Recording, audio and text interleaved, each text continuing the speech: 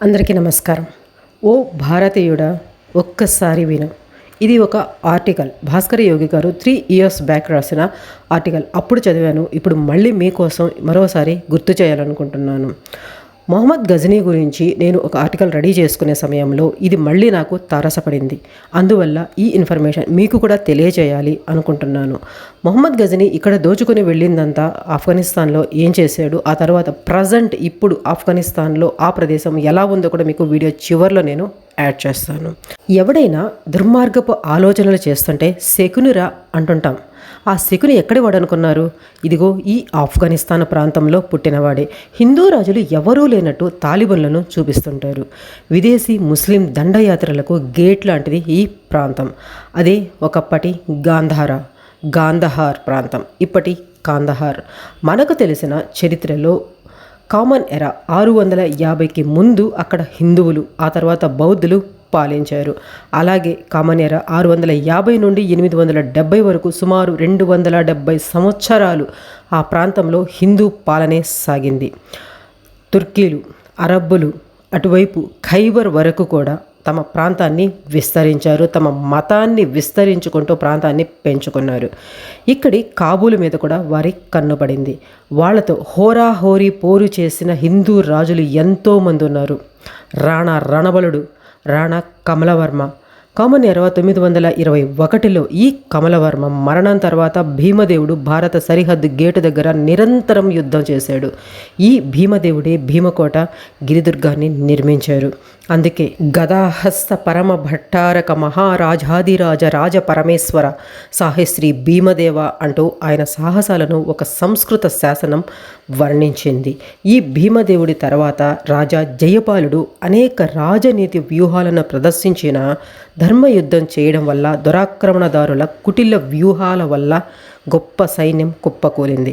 బౌద్ధుల నిష్క్రియ పర్వం వాళ్ళ కొంప ముంచింది. ఆ తరువాత వచ్చిన ఆనందపాలుడు 1005 నుంచి 6లో గజనీ మొహమ్మద్ సైన్యాలను తన రాజ్యంలో అడ్డగించి గట్టిగా ఎదుర్కొన్నా కూడా ఓడిపోయారు. అప్పుడే గజనీ రాజ్యంలో తిరుగుబాటు జరిగి గజనీ మొహమ్మద్ వెనక్కి వెళ్ళిన ఆనందపాలుడి సోదరుడు సుఖపాలుడు వాళ్ళ చేతుల్లో బందీగా ఉన్నాడు. సుఖపాలుడిని మతం మార్చి నవాజ్ ఖాన్గా నామకరణం చేశారు. ఆ తరువాత కొంతకాలానికి తిరిగి హైందవం స్వీకరించిన, తిరుగుబాటు చేసిన అనేక కారణాల వల్ల సుఖపాలుడు జైల్లోనే మరణించాడు. కామన్ ఎరా 1009లో గజనీ మొహమ్మద్ మళ్ళీ పెషావర్పై దాడి చేస్తే ఆనందపాలుడు అడ్డుకున్నాడు. ఆయనకు తోడుగా ఢిల్లీ, కన్హౌజ్, అజ్మీర్ రాజులు తమ సైన్యాన్ని పంపించారు. కానీ ఆనందపాలుడి ధర్మయుద్ధం కొంపముంచింది. 40 రోజులు స్తబ్దంగా ఉన్న గజనీ సైన్యం అర్ధరాత్రి కాపు కాసి అదును చూసి దెబ్బ కొట్టారు. ఆ తరువాత వారు చేసిన అరాచకాలు అంతా ఇంతా కాదు. ఆనందపాలుడు అవమాన భారంతో 1013లో మరణించారు. ఆ తరువాత త్రిలోచనపాలుడు, ఆయన కొడుకు భీమపాలుడు కాశ్మీర్లో గజనీ సైన్యానికి చుక్కలు చూపించారు. అప్పుడు కాశ్మీర్ను పాలించే సంగ్రామ రాజా వారికి సహాయపడ్డారు. వీరికి పర్వత యుద్ధ తంత్రాల గురించి రాజా తరంగిణి గొప్పగా చెప్పింది. కామన్ ఎరా 1015లో గజనీ లోహాకోటపై దాడి చేశాడు. ఈ లోహాకోట కాశ్మీర్ ముఖభాగం. భీమపాలుడి ఎదురు దాడి వల్ల గజనీ సేనలో తోకముడిచాయి. ఇదంతా గడిచిన కాలం. మరి ఇప్పుడు ఏం జరుగుతుంది? 1739లో నాదిర్షాతో సంధి చేసుకొని మొఘల్ రాజులు భారత్ నుండి ఆఫ్ఘనిస్తాన్ను వేరు చేశారు. 1747లో ఆఫ్ఘనిస్తాన్ నుండి పూర్తిగా దూరమైంది. షా అవన్స్ వంశంలో మొహమ్మద్ జహీర్ 1973లో ఇటలీ వైద్యానికి వెళితే అతడి కుర్చీని ప్రధాని దావూద్ ఖాన్ లాగేశాడు.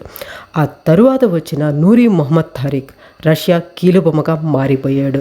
అతని విదేశాంగ మంత్రి హఫీజ్ అమెరికా పాటకు డ్యాన్స్ చేశాడు. రష్యా అమెరికాల బంతాటలో తాలిబన్ల సృష్టి జరిగిపోయింది. వాళ్ళు 1996 నుండి 2001 వరకు అద్భుత పాలనను ప్రపంచానికి చూపించారు. బమియాన్ బుద్ధ విగ్రహాలను విధ్వంసం, ఆడవాళ్లను లాక్కెళ్ళిపోవడం, కాఫీర్లను చిత్రహింసలు పెట్టడం వగైరా వగైరా అన్నీ కూడా. మళ్ళీ ఇప్పుడు అదే రాజ్యం వచ్చింది. తుపాకులు చేతిలో పట్టుకొని తిరుగుతుంటే తమ రాజ్యం వచ్చిందంటూ వివిధ దేశాల్లోని మతోన్మాదులు మురిసిపోవడం చూస్తుంటే ఆశ్చర్యం వేస్తుంది. ఈ తాలిబాన్ రాజ్యం మనకు ఎంతో దూరంలో లేదు. మన కాశ్మీర్కు కేవలం 400 కిలోమీటర్ల దూరం. మనం సంపాదిస్తున్న ఆస్తులు, నిర్వహిస్తున్న వ్యాపారాలు, ఉద్యోగాలు, ఇలాంటి తుపాకీగాళ్ళు మన మధ్యలోనే వస్తే మనం మిగులుతామా?